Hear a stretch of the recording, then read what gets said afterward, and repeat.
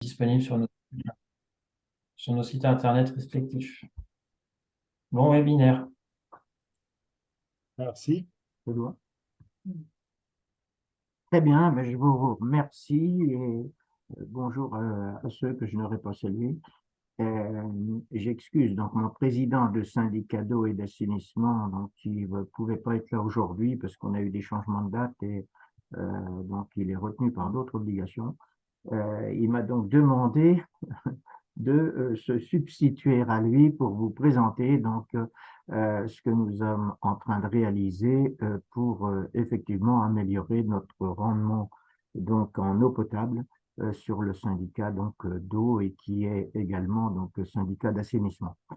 Mais c'est la partie eau qui nous intéresse aujourd'hui avec, je vais vous présenter brièvement donc le syndicat et les ressources, la ressource, puisqu'il n'y a qu'une ressource unique dont on dispose, qui est un forage à faible profondeur, puisqu'il fait 6 mètres de profondeur, que ce forage débite 27 mètres cubes. Donc c'est relativement faible. Par contre, nous possédons deux réservoirs, donc des réservoirs de un de 600 mètres cubes et un de 500 mètres cubes, et donc une seule unité de production, comme vous vous en doutez, qui donc on extrait du sol 127 695 mètres cubes et nous importons, puisqu'en période donc estivale, ça ne suffit pas, donc nous importons 13 772 mètres cubes d'eau qui nous proviennent d'un syndicat voisin avec lequel on s'est interconnecté, donc de Saint-Christophe en Basel, donc communes différentes et puis, j'allais dire, départements différents, donc ce qui n'a pas forcément facilité les tâches pour qu'on arrive à cette interconnexion qui existe déjà depuis plusieurs décennies. Savoir aussi que le syndicat qui nous fournit de l'eau est interconnecté avec un syndicat voisin, commune voisine directe, donc qui est Genouilly. Donc vous voyez que l'eau transite donc sur deux communes et deux syndicats avant d'arriver dans le troisième que nous sommes. Vous dire qu'à l'avenir, on va essayer aussi d'avoir un autre bouclage pour améliorer donc les choses. Alors, je vous disais, ce qui fait 141 467 mètres cubes pompés. Euh, donc, on distribue, on facture 102 541 mètres cubes. Donc, vous voyez que la différence, elle est importante. Ça, c'est les résultats 2022, puisqu'on a engagé un certain nombre de travaux qui nous permettent donc d'améliorer nos résultats sur le rendement du réseau. Il faut savoir qu'on dessert donc 1256 branchements et que nous avons à peu près 104 kilomètres de réseau. Alors, notre rendement, il était de 73,36% en 2021. On a pu l'améliorer donc de 3 petits pourcents en 2022, mais c'est déjà ça. On a un objectif donc d'arriver à 80%, bien entendu. Alors, pour ce faire, il fallait mettre en place un certain nombre de choses. La première des choses qui a été réalisée, ça a été donc pour essayer de mieux détecter les fuites et être plus rapide dans les interventions et perdre le moins possible de mètres cubes, ça a été la pose de 6 débitmètres supplémentaires. Il faut savoir qu'on avait un débitmètre pour 20 km 500 auparavant et que l'on est descendu à 9 km. Donc vous voyez que ça permet d'être plus réactif et réactif plus rapidement. Ça, c'est la première des choses. La deuxième chose, c'est qu'on a mis en place donc des bouclages, tout simplement parce que non seulement on perd de l'eau dans le réseau d'une manière significative, comme vous le voyez, et puis on avait la problématique des CVM. Donc, en faisant des bouclages, on a pu donc résoudre ces problèmes de CVM et revenir donc à la normale par phénomène de dilution. Donc, on est en dessous des normes.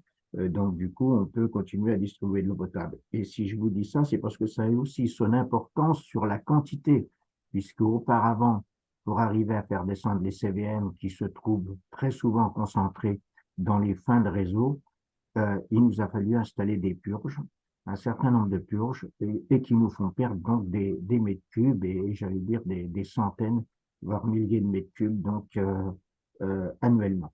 Donc, on ne pouvait pas continuer comme ça, surtout que, ben, vous voyez, si vous mettez en parallèle la faible ressource que l'on a d'eau et le gaspillage qu'on pouvait faire avec ces purges, il était urgent qu'on puisse chanter donc, notre réseau. Donc, c'est ce qu'on a fait, bien entendu. Donc, ça nous a coûté un peu d'argent, puisque ça nous a coûté 57 500 euros. On a été subventionné sur une bonne partie de ces travaux à hauteur de 40 285 euros. Et il y avait un reliquat donc de 17 650 euros et la SOR, qui est notre compagnie fermière, nous devait donc 16 000 euros pour des manquements constatés de sa part sur l'entretien du réseau et sur les prestations qu'il doit nous fournir. Donc, du coup, on a fait fonctionner ces 16 000 euros de pénalité pour effectivement remettre en place ces débitmètres qui vont nous être extrêmement utiles donc, dans la gestion de notre réseau. Ensuite, on a également remis en place, donc on a donc changé 3 km 800 donc, de canalisation, donc je vais vous reparler tout à l'heure, mais on a aussi donc dans le cahier des charges avec notre concessionnaire imposé donc un certain nombre d'appareils donc pour et de moyens de mise en œuvre de moyens pour détecter donc ces fameuses fuites. Donc la SOR a dû assurer un suivi beaucoup plus pointu que celui qui existait auparavant et y mettre des moyens que nous avons donc imposés. Euh, donc ça fait partie donc de la démarche d'économie donc d'eau et surtout de lutte contre ces fameuses fuites dans les réseaux.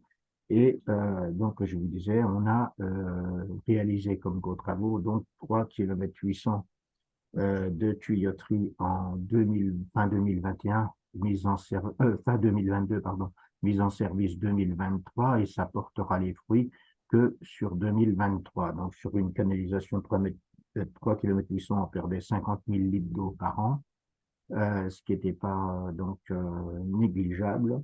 On a mis en place cette nouvelle canalisation, donc elle est fonctionnelle aujourd'hui.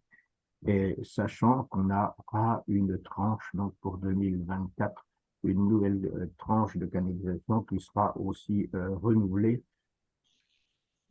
bien entendu, avec 1100 mètres, c'est-à-dire un peu plus d'un kilomètre, puisque là aussi on a constaté donc des fuites d'eau donc importantes, donc il nous faut renouveler cette canalisation. Donc c'est les travaux qui ont été engendrés dans un petit syndicat qui fait 3 communes, hein, donc c'est relativement faible et vous voyez donc même si c'est 100 un peu plus de 100 km de réseau, ça reste relativement un syndicat, donc avec un patrimoine relativement modéré, si je puis dire.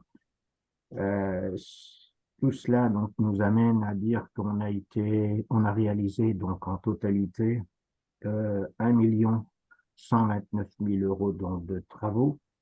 On arrondit à quelques euros près, que nous avons obtenu en moyenne 71% de subvention donc sur ces travaux, un peu plus de 800 000 euros et ce qui veut dire que donc le reste à charge, bien sûr, il faut le financer sur les fonds du syndicat et nous avons dû donc procéder à une augmentation du prix de l'eau, ce qui ne sera certainement pas terminé à l'avenir puisque nous avons aussi d'autres travaux à réaliser.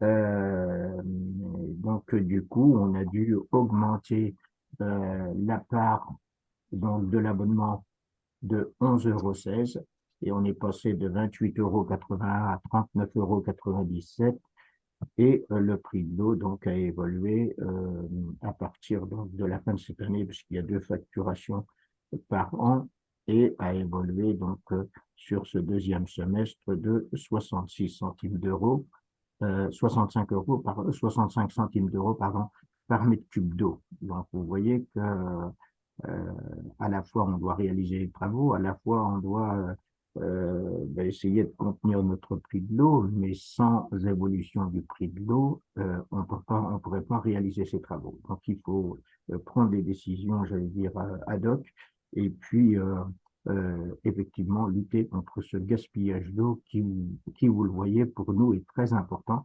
parce qu'on arrive malgré tout qu'à un rendement donc de 76%, comme je vous l'ai dit tout à l'heure. Mais à chaque fois qu'on met en place donc et heureusement pour nous, des moyens pour lutter contre ces fuites, on s'aperçoit que notre rendement s'améliore assez nettement. Donc, je pense d'ailleurs que en 2024, on pourra être aux 80% donc qu'on s'est fixé. Et bien entendu, ce seuil ne doit pas être une finalité, c'était un objectif. Donc, on est assez satisfait de pouvoir y arriver, mais il faudra effectivement continuer à pouvoir faire évoluer encore plus ce ratio. Autre point donc aussi important, je vous ai parlé donc de la société fermière qui est donc la SOR, tout simplement pour la nommer. Euh, on a aussi recruté un bureau d'études privé qui assure ou qui vérifie plutôt donc que tous les engagements du concessionnaire soient bien respectés et scrupuleusement respecté avec, s'il y a manquement, donc à des pénalités qui sont à payer de sa part. Donc on a été amené à faire ce genre de choses parce que dans le précédent contrat, on avait des manquements importants et la situation se dégradait. Donc on a essayé d'être un peu sur tous les fronts faire du physique, réparer des canalisations, donc c'est une chose, les changer, mais il faut aussi que derrière, tout le suivi soit assuré et soit assuré le plus scrupuleusement possible et le plus sérieusement possible. Donc, on a mis en place une réunion semestrielle avec notre compagnie fermière, avec ce bureau d'études, et du coup, on vérifie point par point que tout est bien dans l'ordre et qu'ils le suivent bien, donc le cahier des charges qu'on leur a imposé dans le contrat qu'on a signé avec eux.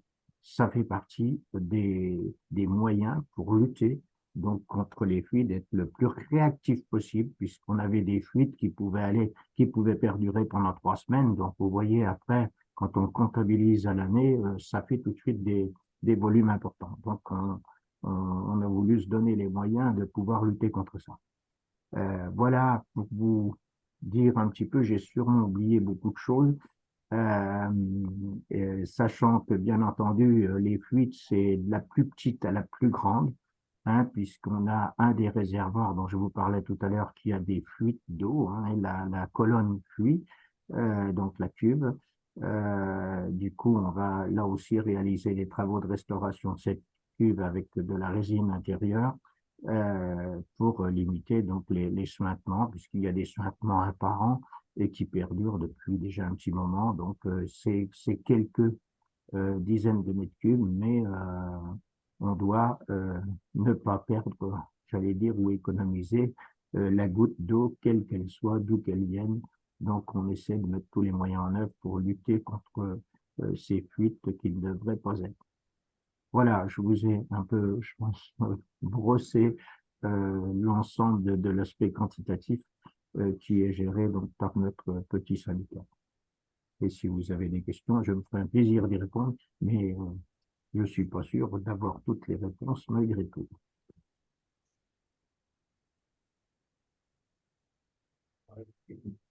Et je ne sais pas si vous m'entendez, je ne sais pas si mon micro est ouvert. Oui, Oui. c'est bon.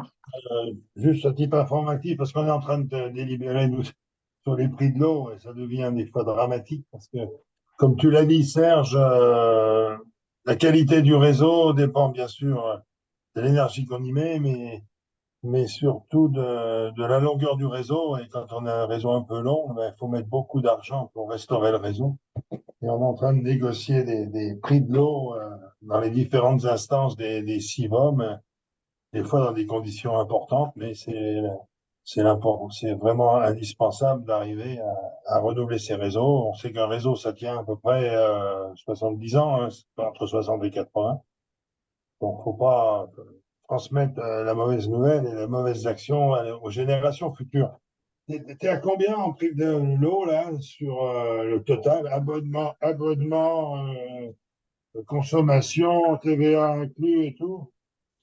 Moi, je suis à 2,52 pour C'était Une fait, consommation moyenne de 120 mètres cubes, hein, parce que c'est ouais, bien sûr. la facture qu'on prend comme référence, mais j'allais dire que la consommation réelle de chaque usager, elle est plutôt autour de 87 mètres cubes par abonné. On est sur du 100 mètres cubes nous aussi, oui, ça. Ouais. Bon, alors, bah, écoute, moi, je te félicite. C'est vrai que l'eau, si je comprends bien, elle est prise en forage, hein, donc c'est de l'eau qui est déjà filtrée par le milieu naturel, hein. Oui, mais on est à un forage, ce que je disais tout à l'heure, on a un forage qui a une profondeur de 6 mètres et on puise à 3 mètres de profondeur, hein. Donc, il est très vulnérable, notre forage. Et en fait, là, on est seulement en enquête publique pour la protection donc, du captage.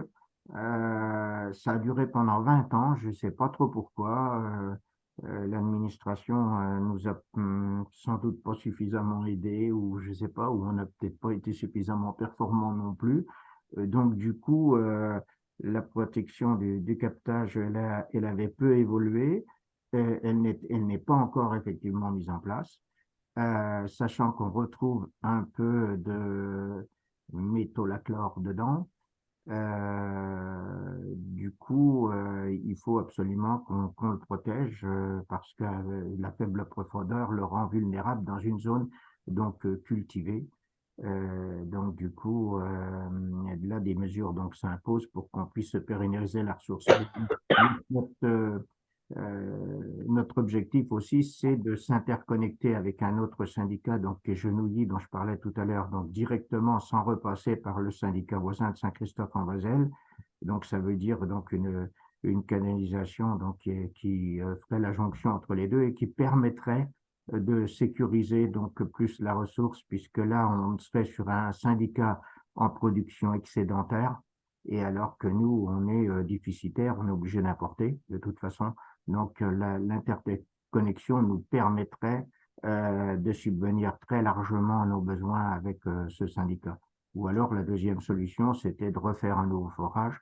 Donc, à chaque fois, c'est des investissements importants parce qu'un forage, ça peut être tout de suite de l'ordre de 150 000 euros et seulement en descendant à 40 ou 50 mètres de profondeur, comme on nous l'avait préconisé. Donc, du coup, aujourd'hui, la solution sera plutôt l'interconnexion que la recherche de nouvelles ressources. Mais voilà, donc aujourd'hui, on est sur une ressource qui est quand même assez vulnérable.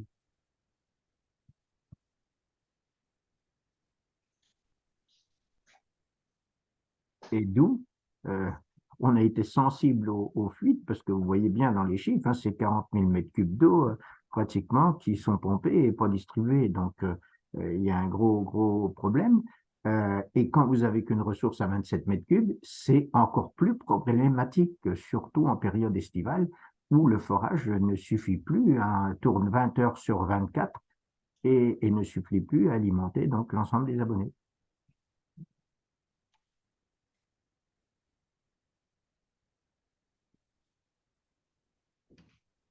Voilà, Monsieur le Président.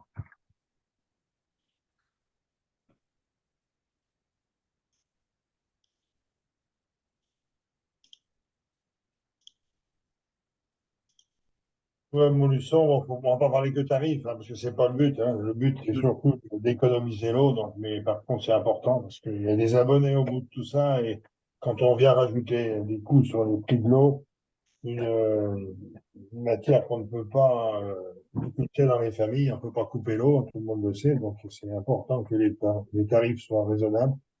On arrive avec de l'eau de surface, c'est beaucoup plus cher que ça. Donc, on dépasse les 3 euros, on va délibérer la semaine prochaine, nous on sera à 3, à 3,10 sans doute, quelque chose comme ça. Ouais, mais je ne serais pas surpris qu'on arrive à des choses comme ça dans les 3 ou 4 années qui vont venir, parce que quand je vous parle de l'interconnexion, c'est chiffré, c'est 770 000 euros. Et en plus de ça, donc euh, ça va perturber donc la distribution, et on est obligé d'avoir un réservoir de substitution qui va nous coûter en plus 154 000 euros.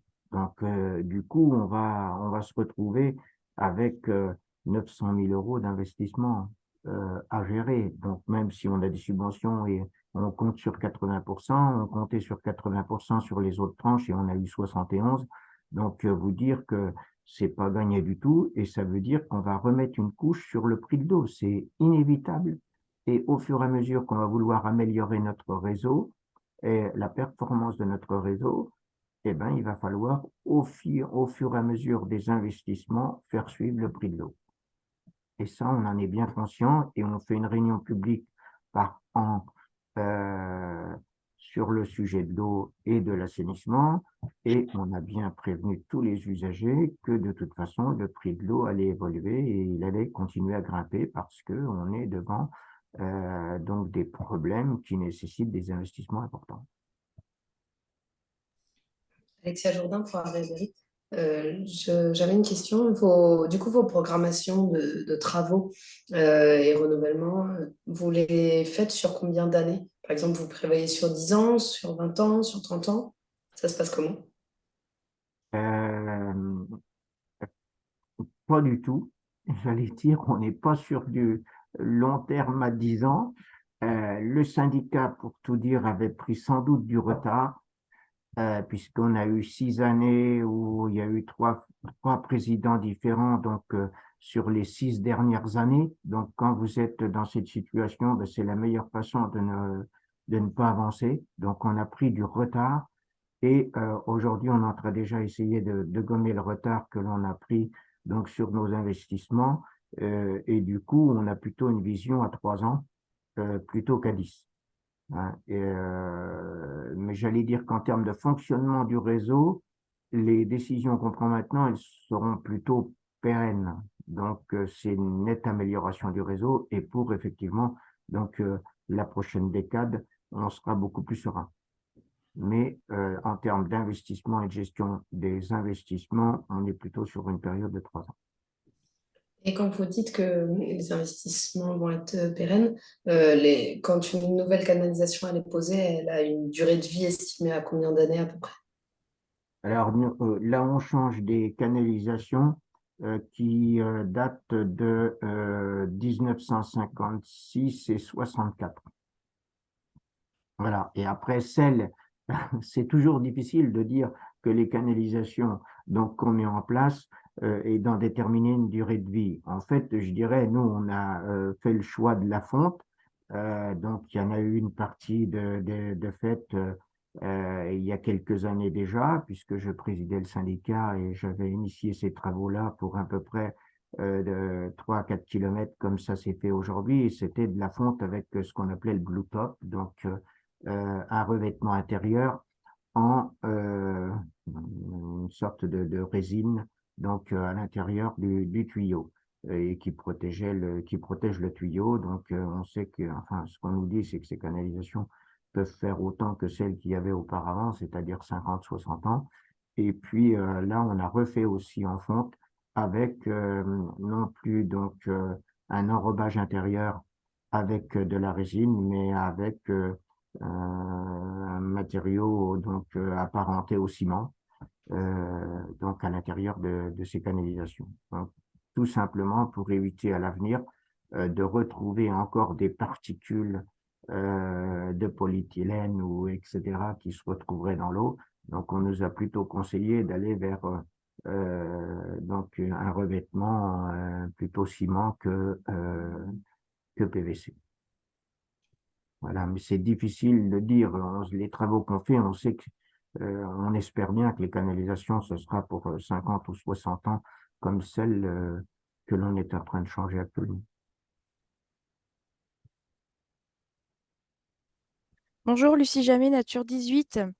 Moi, je voulais savoir s'il était prévu ou envisagé de travailler sur des actions pour protéger davantage votre captage pour les années futures, puisque vous avez fait part que du coup, c'est un captage assez superficiel et qu'il était potentiellement soumis aussi à des polluants. Et du coup, si effectivement il y avait un travail de prévu pour protéger votre ressource, puisque vous dites que du coup, il y a déjà potentiellement problématique en quantité. Et du coup, pour voir effectivement si éviter des problèmes de qualité dans les années futures. Alors, tout à fait. Il y a, donc, comme tout périmètre de captage qui se met en place, périmètre de protection de captage, on doit donc faire appel à un hydrogéologue et un certain nombre d'études ont été menées, y compris donc Bien entendu, le préalable, c'est de définir le périmètre immédiat, périmètre rapproché, périmètre éloigné. Périmètre immédiat, donc on l'a acheté donc à la constitution donc du forage. Et puis donc le périmètre rapproché fait l'objet donc de mesures. Mais il n'y a pas des mesures très contraignantes, si ce n'est de limiter donc la charge des pulvérisateurs à l'intérieur des parcelles et surtout sur les voies d'accès, hein, puisque on traverse la zone d'alimentation donc du captage. Et ce captage est à proximité des sources d'une rivière, parce qu'il faut savoir que le captage auparavant, c'était tout simplement une source de la rivière qui a été captée. Et donc le lavoir qui existait à l'époque a été enlevé. Et donc, du coup, on pompe dans cette source de la rivière. Et vous dire qu'il y a des sources donc en amont, et nous sommes obligés donc de prendre certaines mesures aussi par rapport donc à l'alimentation du captage et le fait qu'il y ait ce ruisseau qui capte les autres sources en amont. Donc voilà, mais c'est pas très contraignant et l'agriculteur le plus concerné, mais il y a trois agriculteurs en totalité. Donc c'est des discussions avec l'agriculteur pour soit remettre des surfaces en culture pérenne parce que c'est très morcelé donc autour de ce captage, soit par du miscanthus ou des choses comme ça, ou alors donc l'utilisation donc des légumineuses qui sont obligatoires maintenant dans la PAC et de voir comment ça pourrait se mettre en œuvre. Alors que les conseils qui nous sont donnés, ils vont pas aussi loin que ça. Alors que les agriculteurs sont prêts à aller même plus loin. Et j'espère qu'on finira par avoir gain de cause pour avoir vraiment une réelle protection, parce que si ce n'est que de mettre moins de produits et de charges dans les pulvérisateurs pour éviter éventuellement un problème ponctuel, ça me semble pas être suffisant pour qu'on puisse nettement protéger la ressource. Donc voilà, on va travailler sur essayer d'aller plus loin que ça, plus loin que les préconisations qui nous étaient données. Mais ensuite, c'est toujours la même chose. C'est ce que disait Jean-Pierre tout à l'heure, hein, c'est contenir notre prix de l'eau, même si on sait qu'il va évoluer. Et l'impact des mesures, eh ben, il faudra aussi les gérer. Et du coup, vous voyez bien que nous, un petit syndicat de 3 communes, ça va être un peu compliqué. Alors, soit ce sera un atout que ça passe donc en communauté de communes, puisqu'on en parle beaucoup en 2026. Et à ce moment-là, donc, on sera sur un périmètre plus important, mais il y a plusieurs syndicats avec plusieurs concessionnaires. Enfin, ça va être tout ça à gérer, c'est assez compliqué. En ce moment, une étude est menée pour le regroupement, enfin, pour le passage de cette compétence à la communauté de communes. Et il y a déjà une étude qui est engagée pour plus d'1 million d'euros pour voir comment on pourra mesurer donc les impacts positifs et négatifs d'un regroupement donc de cette compétence au niveau de la Comcom. Donc voilà où on en est aujourd'hui, mais je sais bien et je pense que beaucoup de mes collègues au niveau du conseil syndical du syndicat sont bien conscients que de toute façon, on ne pourra pas rester un syndicat de 3 communes. C'est beaucoup trop petit et on n'a pas, ça nous donne pas suffisamment de moyens d'intervention pour être plus efficace et plus rapide. Ouais, c'est une évidence. Ça fait combien d'abonnés là, juste? Je sais pas, mais 1256 abonnés. oui, bah, la messe est dite, hein, 1200. Si tu divises l'investissement, tu as vite compris les incidences immédiates sur l'abonné. Tout à fait. Tout à fait. Euh, je ne sais pas si c'est Bon, moi qui suis le maître du temps, mais nous avons oui, deux sujets majeurs. Il faudrait peut-être qu'on passe au deuxième sujet. parfait, Jean-Pierre. Vous êtes un très bon maître Merci du temps. Serge, puis nous on va se revoir bientôt, hein. Oui.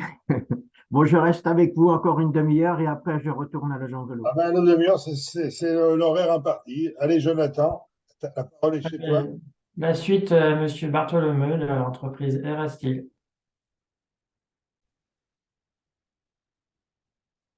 Eh bien, bonjour à tous. Est-ce que vous voyez mon écran? Ça doit être bon. C'est bon pour tout le monde? Eh ben, merci à vous de m'accueillir. Vous disiez que la ressource en eau, elle est importante au niveau public, mais aussi au niveau industriel. Et si on a besoin de notre industrie, c'est pour le bien commun et pour qu'on ait une industrie locale et qu'on puisse économiquement faire vivre notre région de Commentry. Est-ce que je suppose pas grand monde connaît la société Erastil. Donc Erastil a plus de 150 ans sur Commentry, où donc a été créé en 1846 sur un ancien site de verrerie sur Commentry. On a fait du laminage à froid, parce il y avait eu des mines autour de Commentry, donc c'est pour ça est née cette société-là. Fin 1800 avec des hauts fourneaux et il y a eu une création d'un laminage à froid, de création de coques pour faire du rail de chemin de fer. Donc la société a évolué avec beaucoup de cessions, création des sociétés commentriennes de l'acier. Ensuite, en 90, très gros changement, on a basculé sur le groupe Eramet, c'est un groupe minier international qui font beaucoup de mines dans le monde entier. Ensuite, on a fusionné avec d'autres sociétés en Suède, pareil avec tout ce qui est création de métaux spéciaux. Donc, Commentry est particulièrement spécialisé, je vais y revenir après, dans l'acier rapide. Donc, on a un site qui fait 20 hectares avec une couverture, avec un site où il y a 88 mètres carrés couverts. Donc, on est relativement étanche. Donc là, c'est le plan global du site, donc avec beaucoup de bâtiments. Là-dessus, donc, notre activité, on a à peu près 300 personnes. On a un site classé Céveso. On a deux activités principales. Donc, c'est la transformation des aciers rapides, donc pour différents domaines, l'industrie, l'automobile. Notre acier rapide est fabriqué en lingots avec des fours de fusion à arc, où on a une consommation d'eau importante et on va y revenir après. Donc, on sort des lingots, on sort des barres, on sort des lingots, ils partent en Suède, ça revient en barre et ensuite on a une partie de filerie qui vient usiner tout ça pour avoir des produits finis. On a une partie recyclage des métaux où on vient recycler énormément de batteries, tout ce qui est pile saline. On vient faire un métal ferro-nickel pour le recyclage. Donc, on travaille là-dessus. On a une partie, on va y revenir un petit peu plus tard. Je vous parle juste du processus, comme ça vous aurez un petit peu de connaissances sur le processus. Donc, nous, nos matières, on tend vers un acier à très bas carbone. C'est-à-dire que toutes les matières qu'on injecte en fusion sont des matières qui viennent du recyclage, c'est-à-dire des chutes de carrosserie, tout un tas d'alliages qui a déjà subi une transformation. Donc, l'objectif du groupe, c'est qu'on ait un acier à bas carbone. C'est notre objectif. C'est aussi la tendance où on doit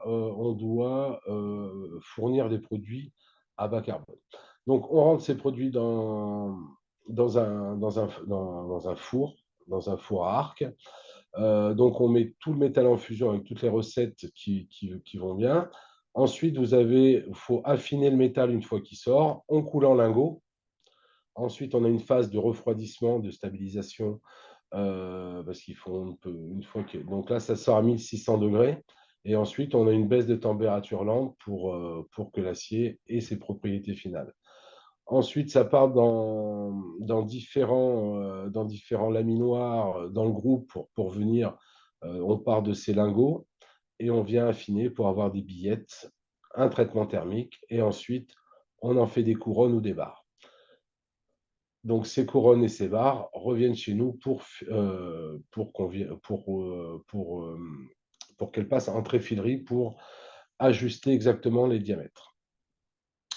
Et nos aciers spéciaux, ils servent en particulier à faire tout ce qui est outils de coupe, donc tout ce qui est forêt, tarot, tout ce qui est poinçon d'usinage, outillage pour la plasturgie, donc déroulement. Donc c'est un métier qui est très spécifique, et on est très peu sur le marché. Et on a la chance à Commentry d'être, en France, on est quasiment les seuls à faire ce type d'acier. Donc c'est un point important et un point économiquement vital pour Commentry. Donc je vous parlais tout à l'heure du recyclage. On a aussi du recyclage où on vient, c'est un axe important par rapport aux métaux stratégiques, c'est-à-dire que dans différents produits, type catalyseur pétrolier, c'est un exemple comme un autre, on vient récupérer donc avec une partie de grillage, on vient récupérer les métaux précieux, les métaux à forte valeur, pour pouvoir les réinjecter dans nos produits directement ou les revendre. Mais la majeure partie, c'est pour les revendre. Donc, c'est des métaux stratégiques ou des piles pour pouvoir que ces produits qui sont des déchets soient valorisés et qu'on puisse limiter l'impact minier et garantir la ressource. Donc, c'est un axe qui est important au niveau de Commentry et qui est une forte expansion pour pouvoir garantir tout ça. Donc, pour fabriquer tout ça, donc on produit à peu près 37 000 tonnes d'acier par an. Je vous donne quelques chiffres, même s'ils sont au niveau énergétique, au niveau électrique, on consomme 270 000 mégawatts, donc ça représente à peu près 50 000 foyers. En consommation de gaz, 47 000 mégawatts, donc ça fait à peu près 4 200 foyers. Et au niveau de l'eau, on est à peu près à 50 000 mètres cubes, donc à peu près 500 foyers. Donc ça donne un petit peu notre consommation énergétique. C'est vrai qu'on est relativement énergivore au niveau électrique, au niveau gaz, et au niveau où on a bien évolué. Donc le sujet est surtout là. On a deux choses. Donc ça, c'est notre réseau d'eau industrielle.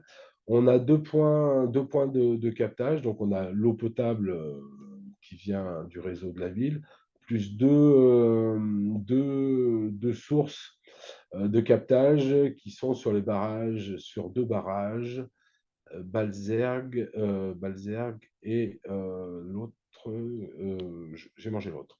Donc on a deux captages en barrage. Le but de tout ça, c'est qu'il y a eu donc nos consommations globales de nos eaux cumulées, on voit une baisse significative. C'est qu'on a fait un gros travail depuis 2018-2019. On voit une baisse significative. Vous voyez ma souris? Une baisse significative des consommations d'eau parce qu'il a été mis en place depuis 2018 des plans d'action pour réduire nos consommations d'eau, pour avoir un impact, pour avoir un impact réduit sur nos prélèvements d'eau naturelle et qu'on puisse avoir une sobriété hydrique qui soit plus convenable par rapport au futur. Donc, on s'y est déjà préparé et on voit significativement des baisses. Donc là, on est sur la partie générale et ensuite, on va voir l'eau potable. On voit quand même une baisse significative, mais qui reste encore, parce on a quand même besoin d'eau potable pour la partie sanitaire, la partie douche, qui est aussi un point important, et aussi pour nos tours aéro-réfrigérées où on a besoin de cette eau potable, mais ça reste relativement convenable. Donc ça, c'est les chiffres 2022, 2014-2022. Ensuite, la consommation d'eau brute, donc ce qu'on appelle les eaux industrielles, les eaux de barrage, on voit clairement la baisse et on reste vraiment dans ces tendances. Et bien sûr, par rapport à la production, on a forcément quelques variations. Donc ça, c'est l'eau brute générale. Et on voit, donc là, c'est le barrage Bazergue, où on voit clairement ce qui était consommé, on va même peut dire sur 2016. On est redevenu à 2000, là c'est les chiffres 2020, on a divisé par 5 notre consommation. Donc ça, c'est important et je vous expliquer pourquoi après. Et pareil pour le barrage de Gannes. Donc on a divisé. Pourquoi donc là, c'est difficilement visible. C'est que donc hier, donc dans les derniers avant, on prenait notre eau pour notre processus industriel, on la prenait et ensuite on la traitait, on la rejetait. Maintenant, on a mis des bassins de récupération d'eau et des bassins de récupération d'eau pour avoir une boucle fermée pour limiter cet impact qui était clairement visible par rapport au graphique que j'ai pu vous montrer. Et ce qui est important, c'est qu'on va essayer de limiter un maximum l'apport d'eau potable dans les différents points. On va faire que des eaux d'ajustement. Là-dessus, il a été créé donc des bassins de récupération, plus nos bassins de travail, parce que on rentre l'eau industrielle, il passe dans le processus, il tombe dans les bassins tampons. Les bassins tampons, donc on a récupéré les eaux industrielles plus quelques eaux de toiture pour venir ensuite dans les bassins tampons pour revenir dans le château d'eau, pour rentrer dans le processus. Donc on a un circuit relativement fermé, bien sûr avec beaucoup d'évaporation, parce que sur nos activités, ben, on a des fortes températures, on doit refroidir des laitiers qui sortent à plus de 1000 degrés, donc c'est relativement important.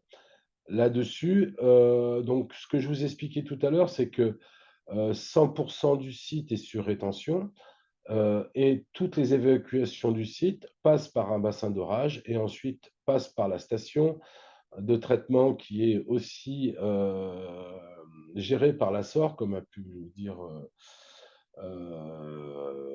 monsieur, excusez-moi, j'ai oublié votre nom. Donc la SOR gère notre station et on rejette en milieu naturel.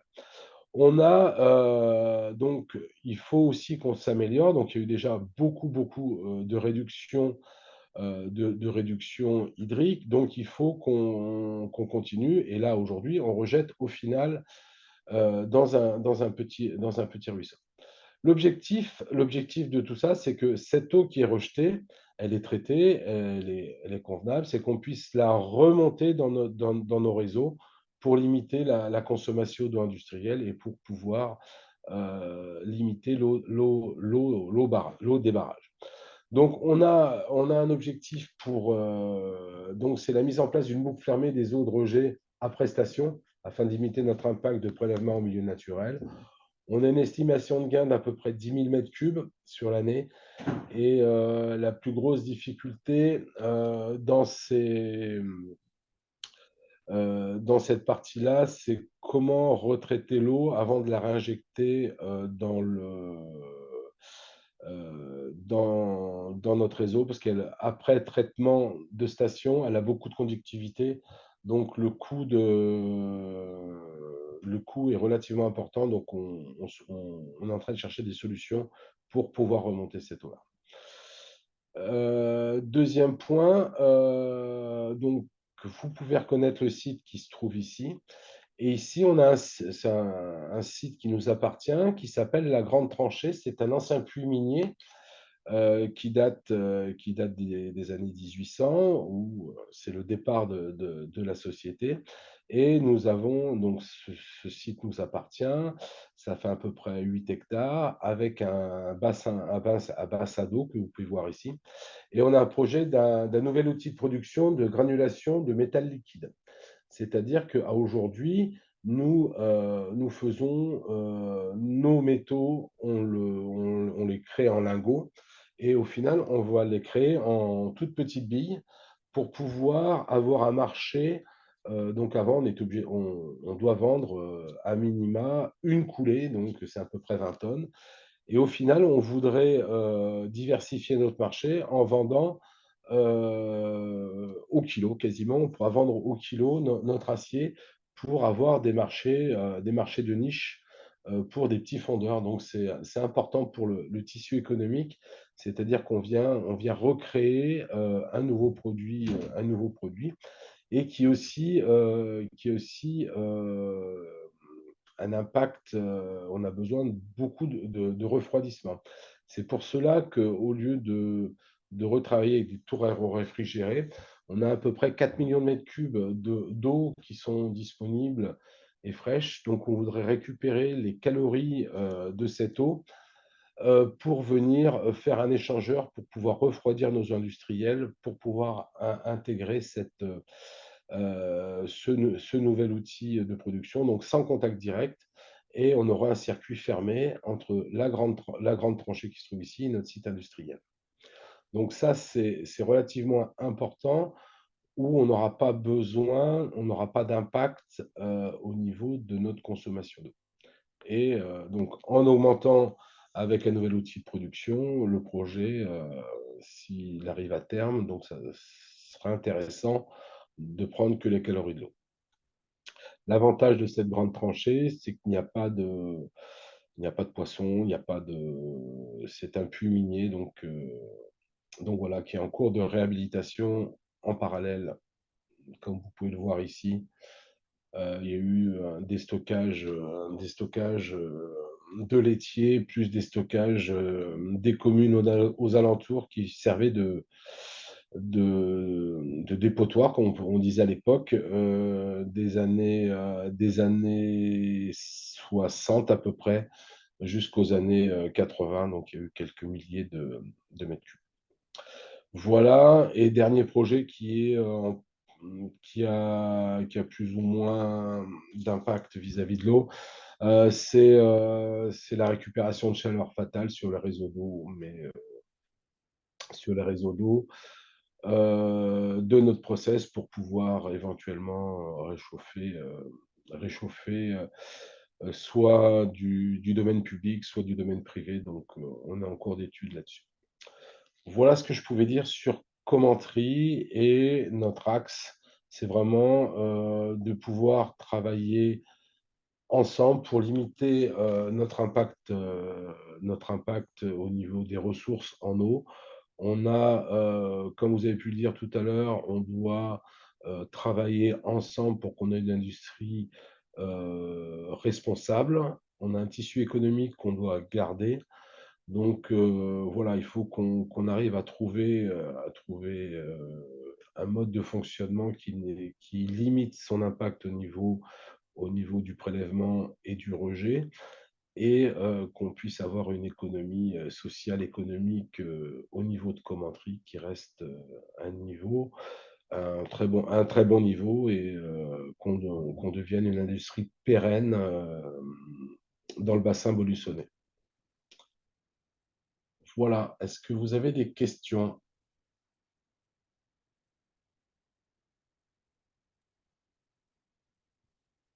Régulièrement, mais moi je vous félicite des actions des industries, parce que c'est vrai que l'eau industrielle, c'est souvent des eaux qu'on qualifie de moins épurées, donc qui nous reviennent moins chères à la collectivité. Et pour autant, quand les rivières sont fortement sollicitées, mais c'est pas votre cas, si j'ai bien compris.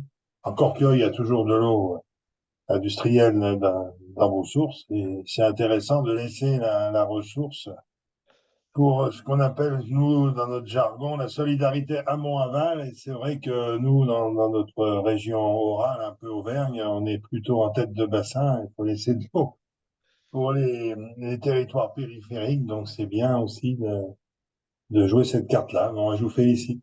Et ce qui est important aussi, c'est qu'il faut aussi qu'on on joue la carte du futur, c'est-à-dire qu'avec toutes les restrictions hydriques en temps de crise, il faut qu'on ait un outil industriel, qu'on arrive à s'adapter pour qu'on puisse continuer à travailler tout en limitant notre consommation. Donc, si on le fait plus en amont, on n'aura pas forcément besoin d'avoir une interdiction d'exploiter. Je vais au cas le plus, une interdiction d'exploiter en cas de canicule ou en cas de restriction forte hydrique.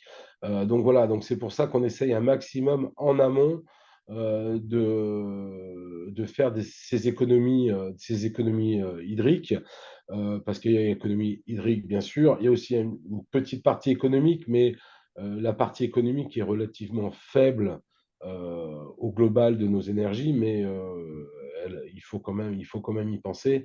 Et donc voilà, c'est une vision relativement globale. Donc j'espère que ces projets vont aller à terme, qu'on puisse continuer à voir ce déclin depuis 2018, cette réduction de consommation qui est pour moi importante et qui est un fer de lance, aussi bien pour Erastil que pour le groupe, pour le groupe. On veut être vertueux, donc pour être vertueux, il faut le démontrer. On va avoir un acier à bas carbone. Donc, s'il y a bas carbone, bah, il faut qu'on consomme aussi moins d'eau.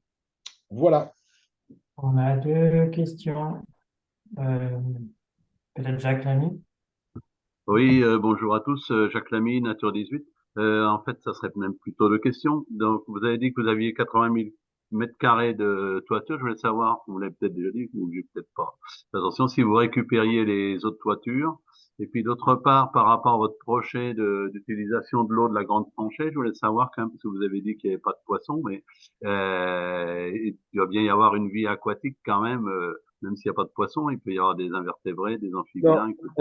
on a Quel impact? alors, quel impact? Là-dessus, on a un plan de gestion. On a un plan de gestion. Donc, je vais répondre déjà à votre première question. Il y a une partie des eaux de toiture qui est récupérée. Il y a une partie des eaux de toiture qui est récupérée, mais sur des petits volumes, parce qu'on n'a pas non plus des volumes de stockage si importants que ça. Là, on doit être, je n'ai pas les chiffres en tête, mais on ne peut pas tout récupérer non plus au niveau des 80 000 mètres, des 80 000 mètres carrés de toiture. Je vais répondre au niveau de la grande tranchée. Ce que je vous disais tout à l'heure, c'est que on est en cours de réhabilitation de la grande tranchée par rapport à un plan de gestion pour une cessation d'activité de la grande tranchée, parce qu'on était en activité là-bas jusque dans les années 80, fin 90. Donc, avec l'Adréal, donc il y a un plan de gestion qui est fait aujourd'hui avec une étude faune-flore. Donc, c'est pour ça que je peux dire qu'il il n'y a pas de poisson dans le, dans l'eau. Par contre, il y a bien sûr des invertébrés, il y a des grenouilles, il y a une faune et une flore qui est importante, mais pas dans l'eau. On n'a pas trouvé de poisson dans l'eau. L'étude ne l'a pas démontré.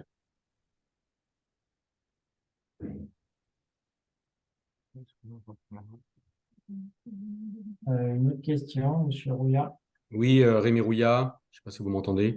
Oui. Dreal Nouvelle-Aquitaine. Donc, je voulais avoir une information. Justement, vous êtes un site Céveso, donc Oui. vous êtes également à ICPE, je suppose. Et donc, sur toute la démarche, sur votre politique de l'eau, en fait, je voulais savoir si vous êtes dans le cadre des arrêtés ICPE ou vous allez au-delà, où vous avez une démarche volontaire, volontariste. Enfin, souvent, bon, il y a toutes les préconisations et la réglementation ICPE, mais j'ai l'impression que vous avez une démarche qui va au-delà. On va au-delà. On va au-delà. Pourquoi? Ben, ce que je vous expliquais tout à l'heure, c'est que on se prépare aussi à l'avenir pour être le plus vertueux, essayer d'aller dans le sens de cette économie, de cette ressource. Et voilà, donc on essaye d'aller au-delà, quoi. Et le fait, je reprends l'exemple de la grande tranchée. Donc, si le projet aboutit, après, c'est un projet qui est quand même avancé. On a vu déjà au préalable avec notre DREAL Auvergne la possibilité et la virtuosité de faire ce type d'action. Et en même temps aussi pour la récupération des eaux en sortie de station. Il est vrai que ça serait des points qui seraient significatifs. Donc voilà, on ne se dit pas meilleur, mais on tend de toute façon, d'une manière ou d'une autre, nous, industriels, on va devoir limiter l'impact de la ressource, et il va falloir qu'on aille un petit peu plus loin que notre ICPE, quoi. Donc, c'est pour ça que si on peut avoir pour une fois un pas d'avance, autant qu'on le fasse. Et notre groupe, et le groupe Eramet, va dans ce sens-là. Alexia Jourdain, Aréadéry. Je souhaitais savoir si vous bénéficiez de subventions, vous faisiez partie de programmes comme par exemple le Life et Climat, comme Monin, les sirops Monin ont pu faire, ou si c'était tout sur vos fonds propres au sein d'Erastil, et que vous avez peut-être même une branche qui travaille là-dessus spécifiquement. Alors là-dessus, donc on est sur le départ du projet, et bien sûr, comme tout industriel, on va essayer de voir des plans de subvention, parce qu'on a aussi besoin d'aide pour être plus vertueux. Donc là, on est toujours en phase projet avancé, et dès qu'on a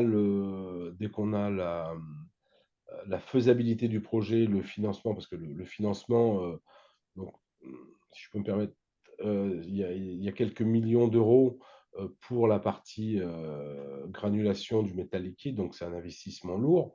Donc, dès qu'on a le financement du groupe pour ce projet, bien sûr que moi, de mon côté, on va essayer de trouver des subventions pour nous aider aussi, industriels, à basculer sur ce type de projet, quoi. Donc Mais aujourd'hui, aujourd'hui, c'est sur fonds propres. ouais, aujourd'hui, c'est sur fonds propres, mais on va, tant qu'on n'a pas la faisabilité, que ça puisse fonctionner, que les études d'ingénierie, par exemple, sur la grande tranchée, il faut faire des études de pompage, voir si on n'a pas une problématique de retournement de bassin. Donc voilà, tant qu'on n'a pas ça, on ne peut pas lancer une demande de subvention ou aller voir les différents acteurs pour les subventions. Mais bien sûr, on ira se faire aider, se faire accompagner pour ce type de sujet.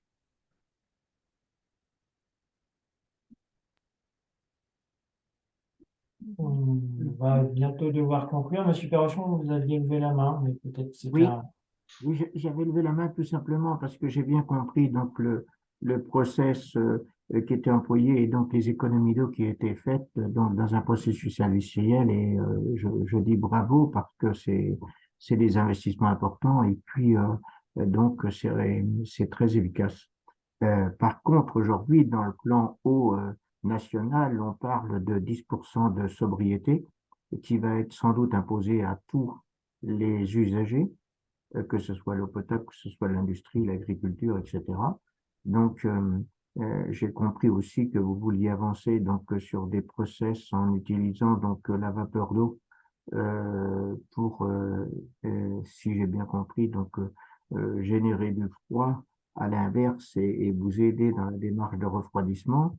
Donc, comment vous allez intégrer ces moins 10% qui vont vous être imposés, parce qu'aujourd'hui, je ne sais pas, les années qui seront prises de référence, c'était l'objet, et c'est l'objet de la réunion en cours à l'Agence de l'eau aujourd'hui, de savoir quelle année de référence on va prendre, si c'est du pluriannuel ou de l'annuel, et quelle année on prend. Mais ça veut dire que les efforts déjà consentis, on va vous redemander derrière 10%. Donc, est-ce que vous avez une idée de savoir comment vous allez gérer ces 10% de baisse supplémentaire? Alors, donc pour la grande, alors je reprends juste les deux projets phares. Sur la grande tranchée, on va récupérer que les calories, c'est-à-dire qu'on va prendre l'eau, on va les passer dans un échangeur, on va remettre l'eau. Donc là, il n'y a pas de consommation d'eau. Par contre, sur la partie gain, sur relever les eaux, la boucle fermée sur les rejets d'eau finale, c'est là-dessus qu'on espère gagner ces 10 000 mètres cubes qui sont à peu près nos besoins qui nous permettraient éventuellement de gagner ces 10%. Donc voilà, donc il y a que cette problématique de conductivité de l'eau suite au traitement où on doit trouver une solution qui soit économiquement viable.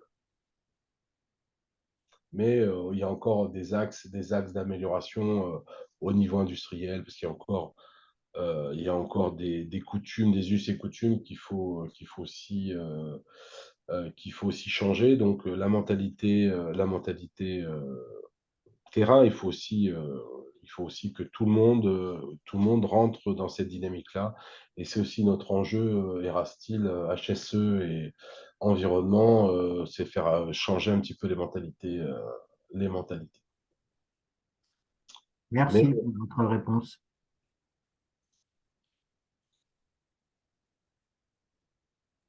Bien, nous allons devoir Voilà. conclure. Jean-Pierre, je vous laisse. Non, mais moi, conclure. je félicite la qualité des débats. Ce mode de réunion vidéo, là, en mode restreint, 1 heure et demie de discussion, c'est très sympa. Ça permet de rentrer vite dans le sujet. Et je souhaite qu'on retrouve ce mode de fonctionnement sur d'autres thématiques. Voilà, c'est tout. Puis merci à tous de la qualité des débats. Bon appétit. Juste un petit mot, Lola, on avait juste un petit sondage, si tu peux C'était les propositions de suite. L'objectif, c'est de maintenir quelque chose et dans les prochains mois, refaire d'autres sessions. Donc, on vous laisse écrire et répondre, enfin, répondre au sondage et voir écrire librement les propositions. Et on vous dit en tout cas à très vite pour d'autres sessions. Ok. Merci. Bonsoir à tous.